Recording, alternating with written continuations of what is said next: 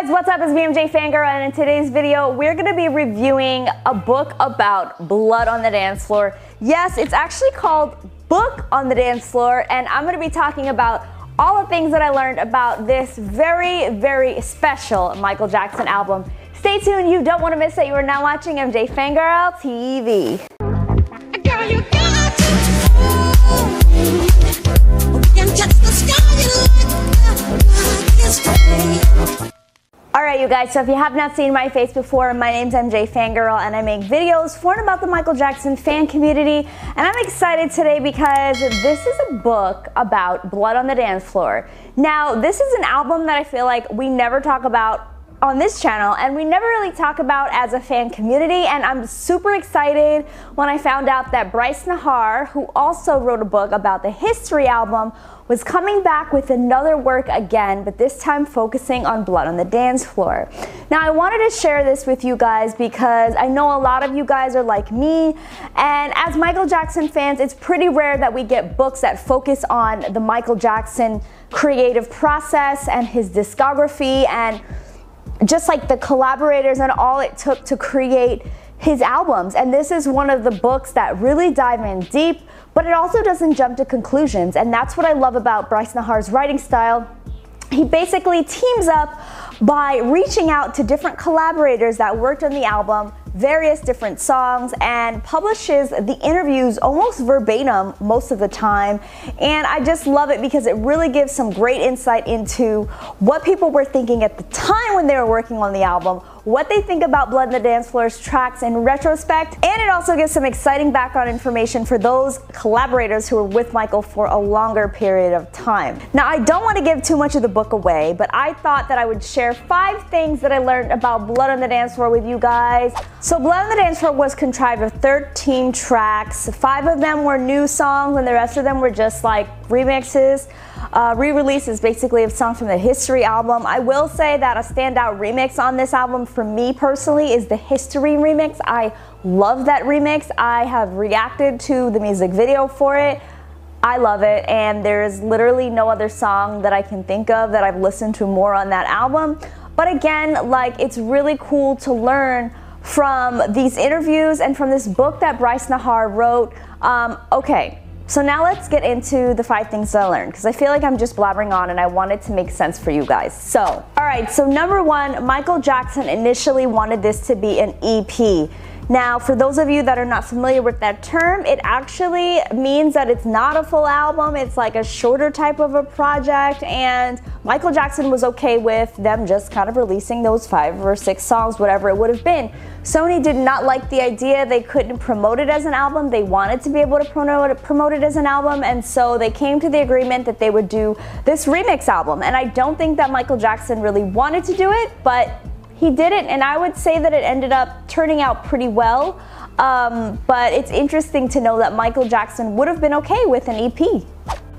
Another thing that I found out, number 2 on this list, is that Stranger in Moscow and the song Morphine were actually conceptualized around the same time. Now, the interesting thing about Morphine, there are so many interesting things about Morphine in this book because, again, at the time, a lot of people that collaborated with Michael on the song, as well as us as fans who listened to it when it was first out, did not know how deeply personal a song like this was to Michael. It just seemed as though, okay, these lyrics are like just whatever, you know, and in retrospect, it really meant a lot more. But it's also interesting that I learned that Andre Crouch Choir was actually on this song as well.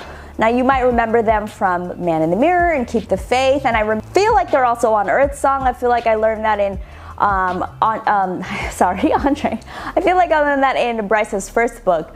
But interestingly enough, they also made an appearance on Morphine, which I was not able to detect until I actually went back and listened to it. So that was really, really interesting. Unfortunately, Andre Crouch has passed away, but Brice was able to contact someone else from the group, and I thought it was really cool that he was able to go back and contact them, because not only did they work on Blood on the Dance Floor, but they'd worked with Michael Jackson on several other occasions. And the thing about this book is that it's not really limited to Blood on the Dance Floor.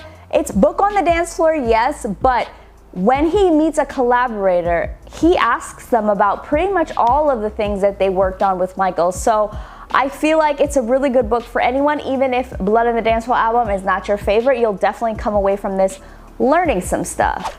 So the third thing that I learned, and probably my favorite interview out of all this entire book, was the Brad Buxer interview. Now, Brad Buxer worked with Michael for a number of years, and he was also the music director on the History Tour.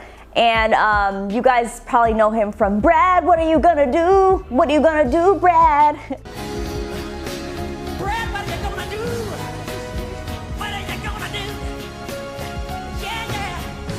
Brad Buxer talks about Morphine, and he says that he thinks that it's one of Michael Jackson's strongest songs, like one of the best Michael Jackson songs, which is like surprising to me because you would think that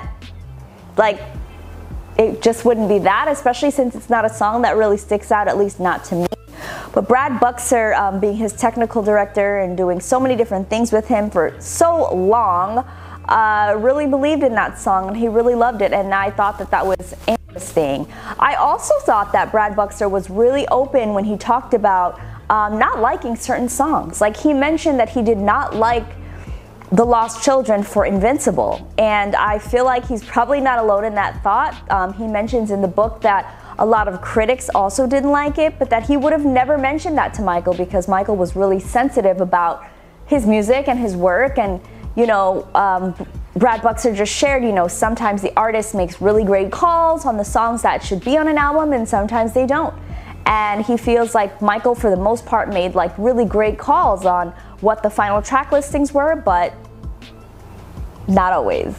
All right, the next thing that I learned that I thought was really interesting was from Darryl Finesse. I'm not sure if I'm pronouncing his name right. Darryl Finesse. He was one of the background singers. He worked with Michael for several years. And I enjoyed his chapter because he talked about his time from the Bad Tour all the way up until his experiences with This Is It. And I just love the fact that he was sharing so much of his gratitude for just being there and being someone that Michael really enjoyed working with, because he brought him on multiple tours, and I thought that was really interesting. He also mentioned the difference between Greg Philliganes and Brad Buxer, and he mentioned that Greg Philliganes was more of an entertainment kind of guy. He was really into the excitement of the music and the excitement of the stage show as the musical director of that tour. And whereas Brad Buxer was more of a technical guy, so everything was a lot more technical, and that's where you'll see a lot of difference in between those two tours. And I think a lot of times we as Michael Jackson fans just say, oh, I love the Bad Tour because it's live. But there's a lot more that goes into the tour, like the arrangements of the songs, the stage show and everything, and it kind of gave me some insight as to why I love the Bad Tour so much. My favorite is always going to be Dangerous, but the reason why I think a lot of people love the Bad Tour was also because of Greg Philliganes and the music direction and just everything that had to do with, the excitement and the stage hype and the entertainment value, whereas the History Tour was much more technical. And so that's just something that I had never noticed before, and it really gave me a lot more context as to what was going on, and it made me kind of think back to those shows and reflect on why one stood out more than the other to me, and why certain fans may like History Tour as opposed to other fans. So I thought that was cool.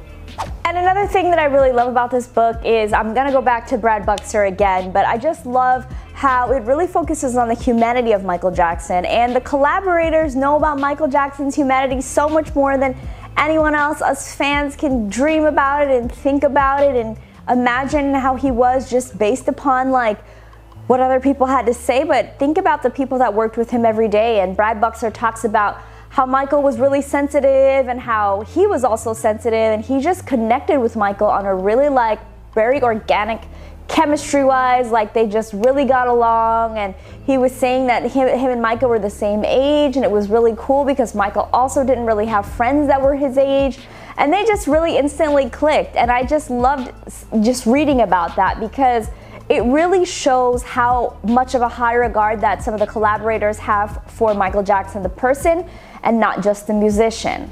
Now, last thing that I want to touch upon is Bryan Loren. Now, a lot of you guys know about Bryan Loren. I have heard a couple interviews with him. I know that he was one of the people that worked really hard on the Dangerous album, and I don't believe any of them really made the cut.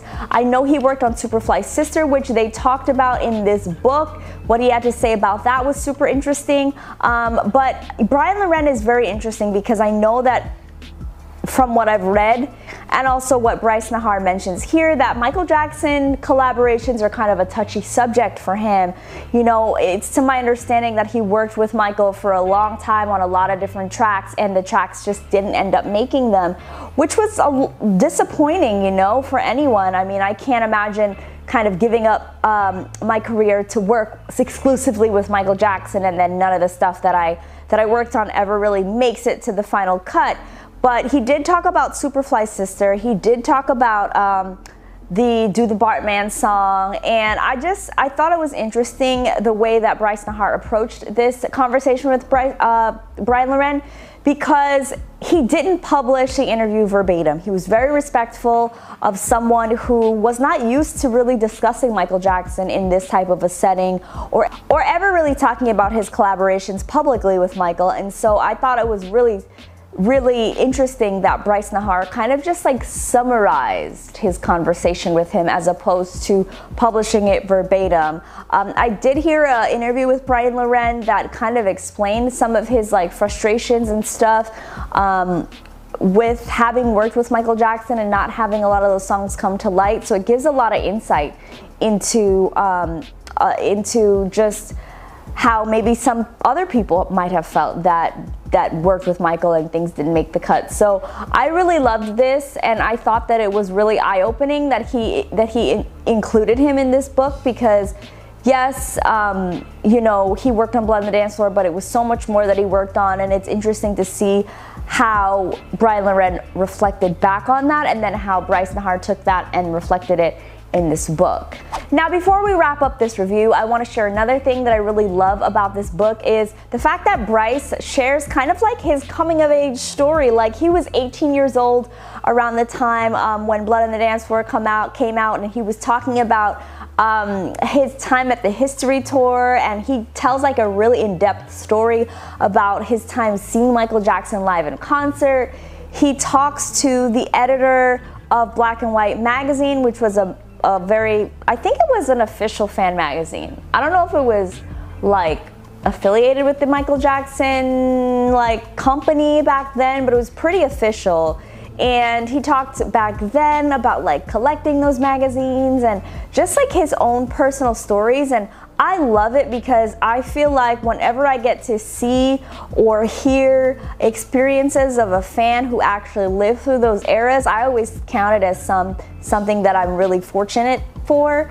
You know, I was like only 10 years old when Blood on the Dance Floor came out, and I don't clearly remember anything really surrounding it besides the website, the michaeljackson.com website, which was kind of set up in that same way that the album cover was situated. So yeah, I loved this book. I really think you guys are gonna like it. Again, it is called Book on the Dance Floor. It's by Brice Najar. You guys also check out my other review of Brice's other book. It's right here. Yes, he talks about the History album. And again, remember, these books don't just talk about the album, but they talk about all of the different collaborations that the collaborators did with Michael throughout the years. So you don't want to miss this book. Visit the description box down below to see a link of how you can get a copy of your own. Thank you guys for watching, and I'll see you guys next time. Bye!